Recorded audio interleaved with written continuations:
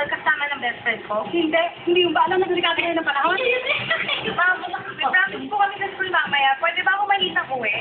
Ay, naku, hindi. Ikaw pa, napakabulakbul mo. Ma, nahugasan ko na po yung tingkay. Pati po yung sala, nalinis ko na. Pwede na po ba gamitin ko yung phone? Hindi. Maglinis ka ng buong bahay.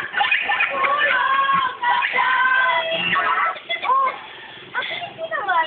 Narinig namin ang tawag ninyo. Sobrang sugat ng yung mami eh. Sobra. Ano kaya pwede nating gawin para matulungan sila Ada? Hahanapan namin ang paraan yan. Ano yan?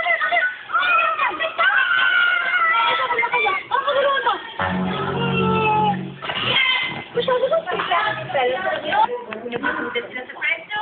Hindi pa kilala yung barkada. Pangalawa, act maturely. Huwag kayo magdadabo kung magtatampo kung pinag-iigpitan kayo. Tama. At ang pangatlo, kailangan humingi kayo ng tulong sa ibang relatives nyo.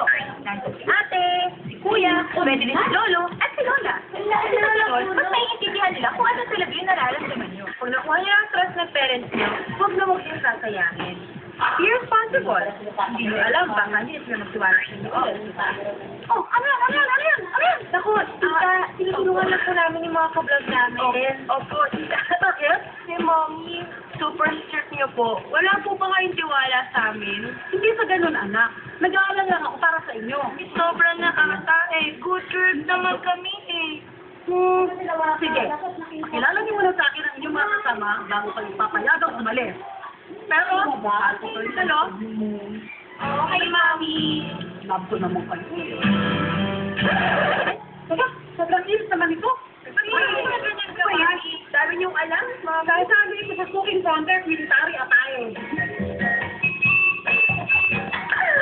That's it for Dear Kaplan!